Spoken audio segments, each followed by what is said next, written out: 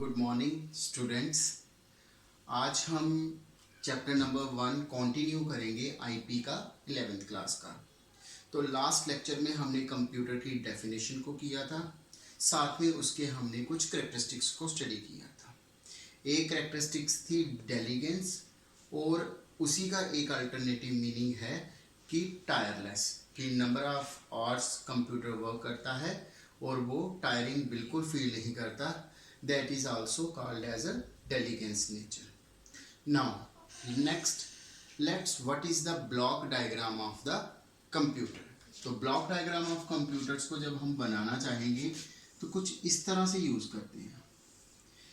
Input unit,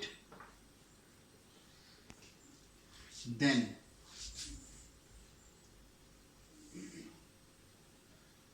processing unit, then output unit, and the last is storage unit. Now let's understand one by one what is a input unit, what is processing, what is output unit. Now unit, basically the unit is a collection of various devices. When we are talking about input unit, there is a variety of the input devices, but every input devices should be selected on the basis of the requirement. Let's understand that if I want to be type the text, I need the commonly used input device that is called as a keyboard. Now if I want to be record my voice, the keyboard is useless at that time. I need a microphone. That microphone can store my analog format of the sound in the digital format. But if I want to play the game, I don't need the mic or keyboard. I need the joystick in the gaming zone. Then it is a input device. It means collection of all those devices that help us to input the data, or we can say that help us to fed the required data to the computers is said to be a input unit. Now if we are talking about input unit, it may comprises of keyboard, second mouse, third joystick, fourth BCR, fifth OMR, sixth MICR, seventh light pen,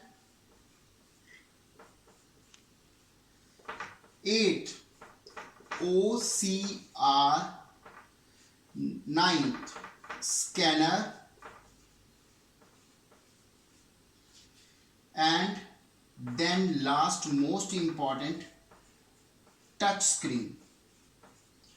But we can use any of the input devices just depending upon the requirement of the user.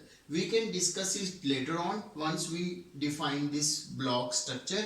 After that we can discuss one by one. Now processing unit, basically the brain of the computer is said to be a processing unit. The brain of the computer is said to be a processing unit. When we are talking about our laptop or the personal computers that are installed in our lab, computer lab or university's lab, it has only one CPU, that is called as a central processing unit. 100% of the calculation is done by this unit. Now if we can analyze this, it can be collection of three devices. One is ALU, then CU, then storage. What are these? First is arithmetic and logic unit, second is control unit, third is memory.